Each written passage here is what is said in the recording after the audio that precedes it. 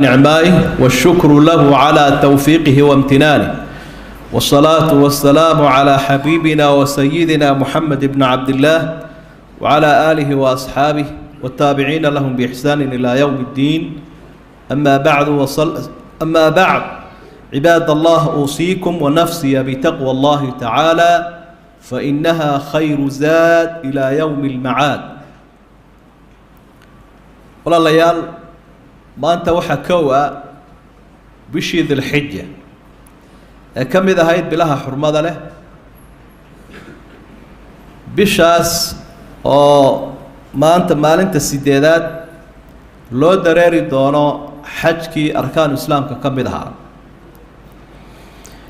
waxaynu baraarujin lahayn markaa waxyaabaha inala gudban ayaamahan qaaliga ah ee aynu ku dhex jirno oo hadiya jaarin waqtiga uu qofku ku jiro ee fadliga badan la isku baraarujiyo waxa ka faa'iido qofku inuu ka faa'iideysto ayaamahan iyaga fadligooda iyo camalka la sameeyo fadligiisa iyo waxyaabaha lagu camirayo saddexdaa arrimood ayaynu midba wax ka odhan insha allah. tobankan maalmood ee ka bilaabmaya maanta fadliga ay leeyihiin ee ku soo arooray nusuustiya daliilada waxaa kow ka ah inuu ilaahay ku dhaartay subxaanahu wa tacaala waalfajr walayaalin cashr. ilaahay baa wuxuu ku dhaartay waaga baryaya iyo habeena tobana. marka culimada tafsiirku siday u badan yihiin waxa weeye kama yaquulu ibnu kathiir waa tobanka u horeeya bisha carafa aynu naqaanay dilxija la yidhaahdo oo haddii habeenadii la sheegay habeenkiiyo maalintu ma kala hadhaana way wada socdaan. culimada qayb ka midina habeen mar haddii la sheegay habeenada tobanka u dambeeya ramadaan bay ku fasiraan. waxa labaad oo fadligooda ka mid ah ayaamahan qur-aanku si gaar u calaamadiyo wuxuu ilaahay u bixiyay al-ayaamu al-macluumaat, maalmaha la yaqaano khayrka iyo wanaagga iyo dadaalka lagu yaqaano. sidaana waxaa sheegaysa aayadda 28 ee ka mid ah suuratu lxaj wayadkuru isma allahi fi ayaamin macluumaat calaa maa rasaqahum min bahiimati lancaam. dadka cibaadaysanaya ayaamahaase xajka camalka soo gudanaya maalmo la yaqaano ayay ilaahay xusayaan oo magaca ilaahay ay ku gowracayaan xoolahay ilaahay ugu dhowaan lahaayeen. waxaa saddexaad oo fadligooda ka mida nebi maxamed calayhi salaatu wasalaam waxaa uga markhaati kacay inay yihiin maalmahani maalmaha ugu fadli badanba ayaamaha adduunyada la marayo. حديث صحيحة وجابر بن عبد الله ورينيو وحو رسولك كل صلى الله عليه وسلم فضل أيام الدنيا أيام العشر. أيامها أمام المها الدنيا ذا وحو فضل بدن طبعا كما الموت أهر ريا بشاد الحجة الله يرعاه يعني 10 ذي الحجة أي كفر راوغ قيل ولا مثلهن في سبيل الله. مركا رسولك وحل ويديي oo qofka jihaadka ku jira ee de hawsha adag qabanayana camalkiisu miyaanu ka fadli badnayn ka maalmaha la qabanayo. nabigu waxa uu ku jawaabay calayhi salaatu wasalaam walaa mithluhunna fi sabiili llahi ilaa rajulun cafara wajhahu bituraab. camalka maalmaha la qabanayaa waa ka fadli badan xataa jihaadka qof ku tegoon kasoo kala harinba mooyaane ama ku shahiiday kaasaa ka fadli badan karaa. waxaa afraad oo ayaamaha fadligooda ka mid ah yowmu carafa ku jira. yowmu carafa maalinkii carafa ee ducada addoon uu ducaysto ugu fadli badnaa ee la ducaysanaya maalinka ah. yowmu alxaji alakbar maalinka xajka weyn ayaa culimada qaarkood ay ku fasireen waa maalinkii dunuubta la dhaafayay naarahana ilaahay addoomaha uu ka xoreynayay malaa'igtana ugu faanayay mu'miniinta halkaa isugu soo baxay. maalinkaasaa keligiiba ugu filanba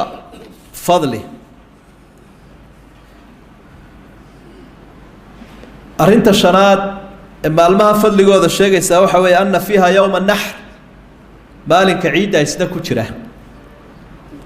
oo rasuulku yihi sala allahu calayhi wasalam acdamu alayaami cinda allahi yowmu naxri uma yowmu lqar maalmaha ilaahay agtiisa waxa u fadli badan ama u weyn maalinka xoolaha la gowrace ciidda waxaa ku xiga maalinka 11aad magacyay leeyihiin maalmaha camalka xajka la gudanaya maalinka 8aad waa yowmu tarwiya la yidhaah maalinkii biyaha loo dhaansanaya xajka iyo yowmu carafo 9ka ah iyo yowmu annaxr aw yowmu alxaji alakbar maalinkii xajka weyne camalka xajka faraha badan la gudanayo oo ciidda ah yowmu lqar iyo maalinkii la nagaanayay oo 11 saa nabigu u magac bixiyey calayhi salaatu wasalaam yowmu nafri alawal iyo maalinkii hore loo qadimi karaya xajka yowmu nafri thaani iyo maalinkii labaadee isagana xajka laga dareerayay oo 13 ah maalinkan fadligiisa waxaa ka mid a ijtimaacu ummahaati alcibaadati fiiha cibaadooyinkii ayaa kulmay waaweynaa ibnu xajar raximah llahu markuu sharxaya waxa fii kitaabi fatxu lbaari bukhaariga uu ku sharxaya wuxuu leeyahy waladii yadhar ana sababa fi imtiyaazi cashri dilxija waxa uu sabab ah in fadligan ay yeeshaan uu yeesho maalmahani ay yeeshaan fadli intaa la eg waxaa kulmay cibaadooyin waaweyn alsalaa wasiyaam wasadaqa walxaj salaadii baa ku jirta saynu ogsoonan meel laba ka maqnayn soom baa ku jiro maalmahan saynu sheegi doonno waxyaabaha fiican waxaa ka mid a soomkooda sadaqadii udxiyadii baa la qalayaa oo hadigii baa la qalayaa oo waxyaabahaasaa sunno iyo waajibba noqonaya xajkiina wuu ku jiraa marka arkaan islaamkii waaweynaa intoodii badnaa baa ku jira buu leeyahay walaa yata-ataa dalika fii gayri ayaamaha kale ma kulmaan intaas waxa labaadoo nebigu xusay calayhi salaatu wasalaam sidaa horeba aynu soo sheegnay camalka ayaamaha la qabanaya inuu yahay camalka u fadli badan maa min ayaamin alcamalu الصaalixu fiiha axabu ila allahi min hadihi اlayaam camal la qabto oo ka fadli badan camalka maalmaha la qabtaa ma jira buu nebigu uhi calayhi salaatu wasalaam waxaa intaasii raaca maxaa sunno ah ee lagu dadaalayaa haddaynu garannay maalmahan iyo camalkooduba inuu fadli badan in la qabanaya maxaa usii habboon aynu ku dadaali doonaa ayaamaha dhexdooda waxaynu ku dadaalaynaa koow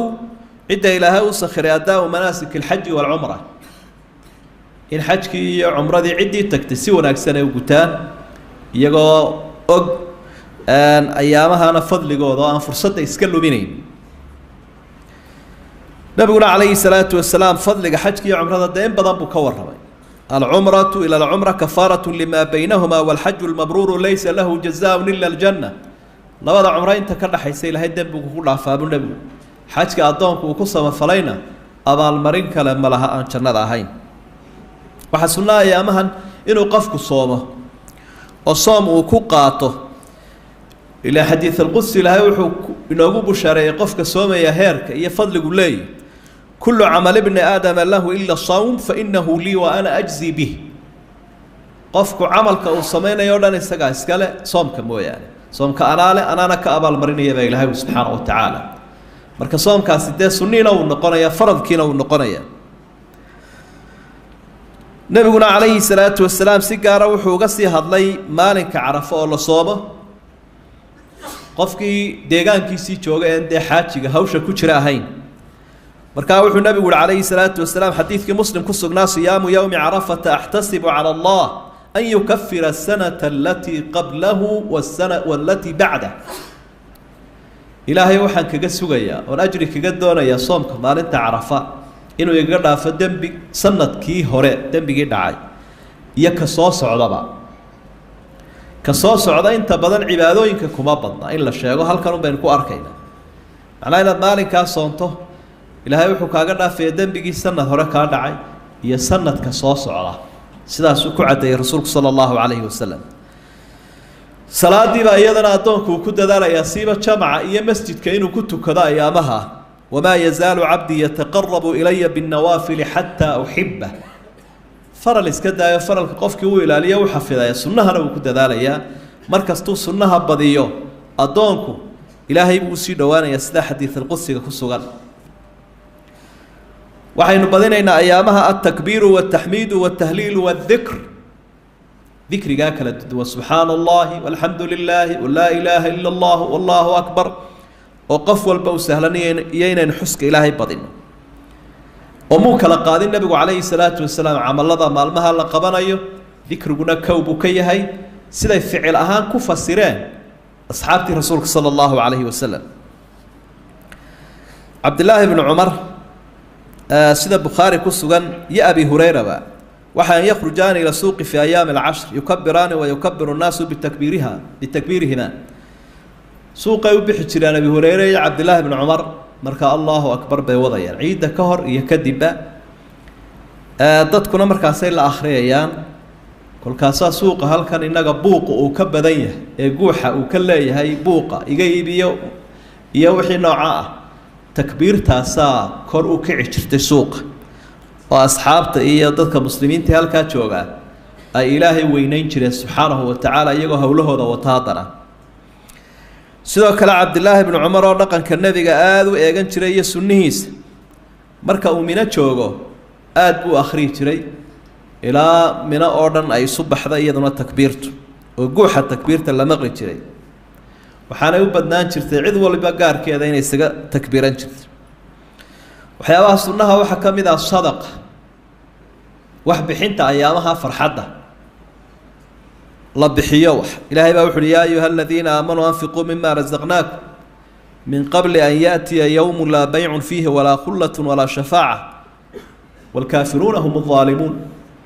وحبحيه ابو لهيد انتانو قيامه ايمان مالك قيامه مركو يمادنا قفك فرصه ما هيستو باع مشتري يا صاحب وحسيه يا وحو بخيه طورا عملك وحرمي وابا المريض marka ayaamaha wax bixin kartaan wax bixiye buu Ilaahay subhanahu wa ta'ala waxa la bixinayana waxa uu si fadli badan xoolaha lagu qalayo baytullah al-haram iyo haramka lagu qalayo haddii uu yahay hadigii waajibka ahaa iyo haddii uu yahay kii sunnaha ahaa labadaba oo waxaynu ogsoonahay nabi maxamed calayhi salaatu wasalaam boqol geela ayuu qalay sanadkii uu soo xajiyay ee xajatul wadaac boqol geela aad u badan weeye inaga daynala badan intii badnayd isaga gacantiisa shariifka ku gowracay ali ibn abi talib uu dhowr iyo soddonkii soo harayna u dhiibay rasuulku sallallahu alayhi wasallam qofka awoodu li xataa isagoo halkan joogo u diran karaya si xaramka loogu qalo waxa kale oo sunna udhiyada oo qofku markuu halka joogo wuxuu qalaya waa hadi reerkiisa marka uu joogo maalinka ciidiya saddexda maalmood ka dambeeya xooluhu qalayana tusama udhiya la yiraahdaa isku shuruudaan ay leeyihiin oo neefka udhiyada galunba hadigana galaya nabigu calayhi salaatu wasalaam udhiyadana uu sameyn jiray oo neefka waa gowracaya iyo ka badanba sida markaa ku sugan Bukhari iyo Muslim nabigu calayhi salaatu wasalaam dhaha bikabshayn amlahayn aqranayn wuxuu gowracay laba neef ama laba wan oo shilshilis oo geesa leh sala garanayo de arigu ama wananku goortay geesaya shawa markuu dhowr jir yahay ama muddo joogay marka dabahuma biyadi wasama wa kabbar gacantiisu ku gowracay nabigu calayhi salaatu wasalaam intuu lugta ka saaray garabka oo gacantiisa uu ku qabtay midigtana ku gowracay walkaasoo bismillaahi allahu akbar ku gowracay rasuulka sallallahu alayhi wasallam hadith kalena waxa uu ku yiri qofka bani aadamkii maalinta ciida ma sameeyo amal ka fadli badan min ihraaqi dam dhiigu daadiyo neef xoolaha uu gowraco ama xoolo uu gowraco dhiiga ka daadiyo dhiiga uu daadinaya u fadli badan maalmaha maalinka ciida iyo saddexda maalmood ka dambeeya dhiigu intaanu dhulka ku dhicinba ilaahay agtiisa meel buu ku dhacaya alla u qorsheeyay subhanahu wa ta'ala ajrigeedu weyn yahay xajkana markuu nabigu ka warramay calayhi salaatu wasalaam wuxuu afdalul hajj al-hajj wa-thajj xajka waxa uu fadli badan ka uu qofku talbiyada iyo dhikriga aad u akhriyo kor u qaado dhiig badanna uu qubo oo xoolo badanna uu gowraco islaamkuna had iyo jeer wuxuu ku dadaalaa ayaamaha in bulshada baahani ay dhergaan oo la wada farxo oo la isla jaan qaado farxadda ciida iyo ayaamaha ku xeeran ciiduna ahla islaam dadka muslimiinta labada ciid bay leeyihiin waxyaabaha ay ku farxayaan sadaqada waajibkiisa ta sunnaha aba kamida sidaa daraaddeed baa la jideeyey udxiyada iyo zakaat fidriga labada ciidood ciidii ciidulfidrina waxaa ka dambeeya zakaatulfidr oo lagu faraxsan yahay faradkii la soo gutay masaakiintana lala farxayo ciidan xajkii markii aynu gudanayna waxaa la qalayaa udxiyadii oo iyaduna hilibkii iyo wixii dadka ka farxinaya la gowracayo marka qofkii ilaahay u sahlay ee awood dhaqaale u haya waa sunno aad u adag waajib maaha zakaat fidrigu waa waajib laakiin udxiyadu waa sunno muakkada marka waxyaabaha lixda ah ayaa qofkii uu ku dadaali doona ayaamaha iyo guud ahaanba camalkii khayrka xidhiidhkii naftiisa inuu wanaajiyo xidhiidhkii ilaahay uu la lahaa wanaajiyo xidhiidhku ummadiisa la lahaa uu wanaajiyo hadday yihiin ehel iyo hadday yihiin jaar iyo hadday yihiin cid wada joogaanba marka waxyaabaha ayaamahan aynu uga faaidaysanayna kuwaasaa ka mida si aynu uga macaashno oo maalmahan aynu u mahadinno marka ilaahay agtiisa camalka la inoo miisaamayo allahuma arina alxaqa xaqan warzuqna itibaaca وارنا الباطل باطلا وارزقنا اجتنابه اللهم وفقنا لما تحبه وترضاه من الأقوال والأفعال والآراء ربنا لا تزغ قلوبنا بعد إذ هديتنا وهب لنا من لدنك رحمة إنك أنت الوهاب اللهم انصر الإسلام والمسلمين اللهم انصر المستضعفين والمجاهدين في سبيلك في كل مكان يا أرحم الراحمين وآخر دعوانا أن الحمد لله رب العالمين وصلى الله على نبينا محمد وآله وصحبه وسلم وأقم الصلاة